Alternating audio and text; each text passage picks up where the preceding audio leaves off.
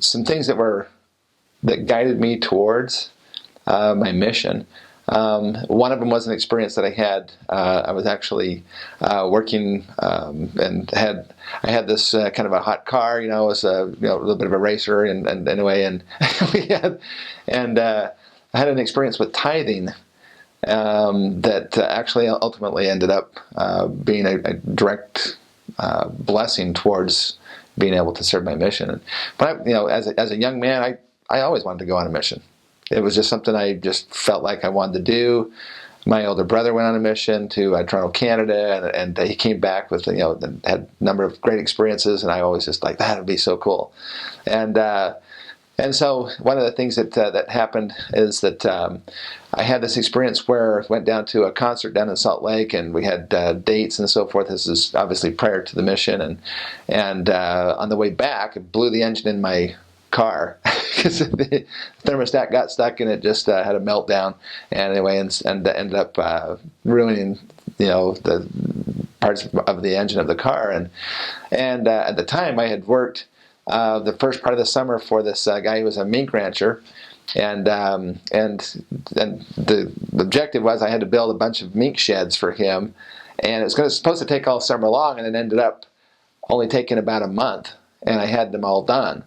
And so I kind of worked myself out of a job, and so we went down to this concert. We came back, and then with the motor in my car blowing, I got the kind of the last paycheck from that job, and there was enough to pay my tithing, which I hadn't been very faithful in keeping up with my tithing, so I owed quite a bit of tithing, and I had just enough to either pay my tithing or to fix the engine in my car.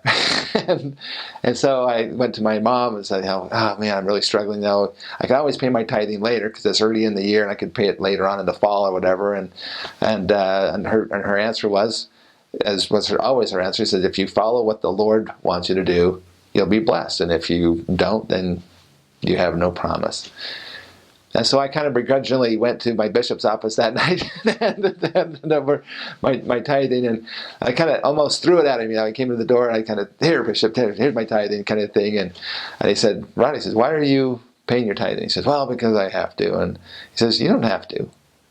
It's a privilege to pay tithing." And he sat me down and actually helped explain to me why tithing is such a privilege, and also said that I would be blessed because of my decision to pay the tithing. Well, I came home. I was still kind of in a bad mood and so forth. And then that was on a Sunday night. And then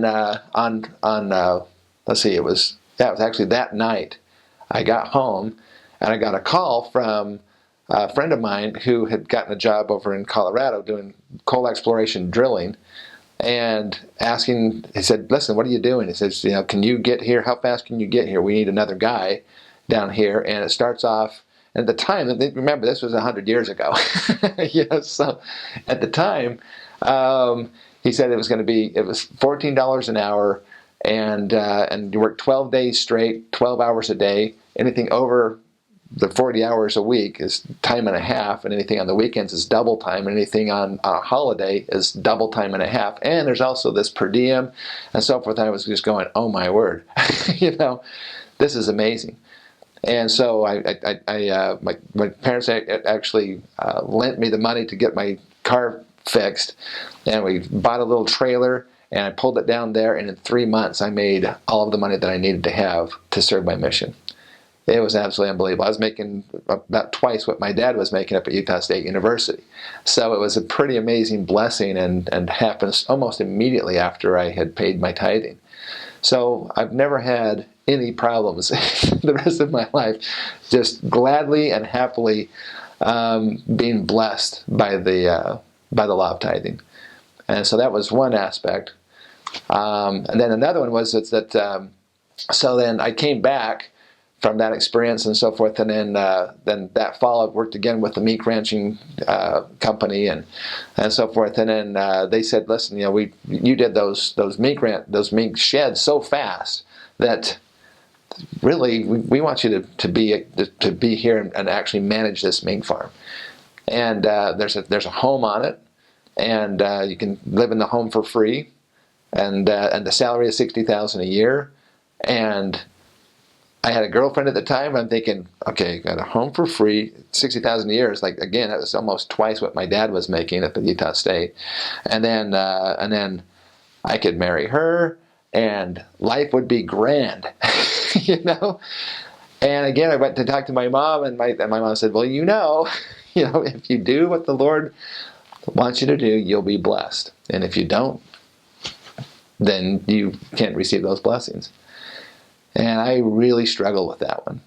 And I prayed and prayed and so forth. And the feeling kept coming, you know what? The Lord needs me to go on a mission. And so I finally just made the decision, told them that I wasn't going to be able to manage the mink ranch, the mink farm. And went ahead and turned my papers in and so forth, got my call. And interestingly enough, I was actually called when I got my mission call, and you've hereby been called to the Italy Milan mission, and it was for 24 months for a 2-year mission. I was actually in the MTC though when they changed that to the 18-month mission. So I actually served for the 18-month mission because they didn't give us any choice at that point in time. so we served for the 18 months. But that whole experience became very clear when I returned home from my mission.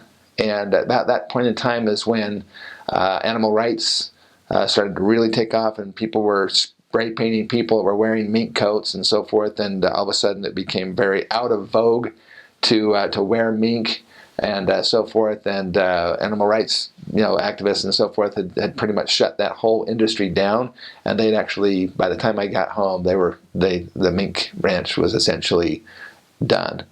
Had I stayed there, I'd have been basically now without a job and without a home and who knows, married or whatever. And it also turns out one of the interesting sayings that we always had in the mission field is that if your girlfriend doesn't wait for you, your wife will.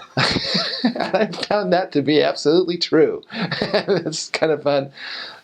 So this girlfriend that I had, it's very interesting because she really kind of didn't want me to go on a mission and so forth, but I really did want to go, and so I left, and she was a little bit begrudging about it and so forth. But bottom line is that about 3 months before I was going to be coming back, she got engaged with this other guy, and actually ended up going to her reception and so forth. And I was really happy for her and so forth. But I haven't really even paid much attention to that. I ended up finding just a wonderful, beautiful girl out of Denver, Colorado, and we have 4 beautiful children, and it's been just an amazing thing. My wife is an absolute stalwart in the gospel, and it kind of it's interesting. Just I've never even really thought much about this old girlfriend for years, and then it came up in a conversation with somebody about a week ago, and so my wife. She said, well, what's her name? She got on Facebook and was taking a look. And we were actually able to find. I almost didn't even recognize her, but bottom line is that I felt like, how blessed am I that I didn't end up marrying her, because almost every photo, or not every, but every other photo or so, she was with her either boyfriend or husband, with drinks in their hands and so forth, and it's clearly not living the gospel of Jesus Christ. And so I think to myself, how blessed that choice to go on a mission made that difference in my life, and has actually led me to what I do actually today for a living, which is do research on the Book of Mormon, which is pretty amazing. So I am eternally grateful for that opportunity to serve a mission.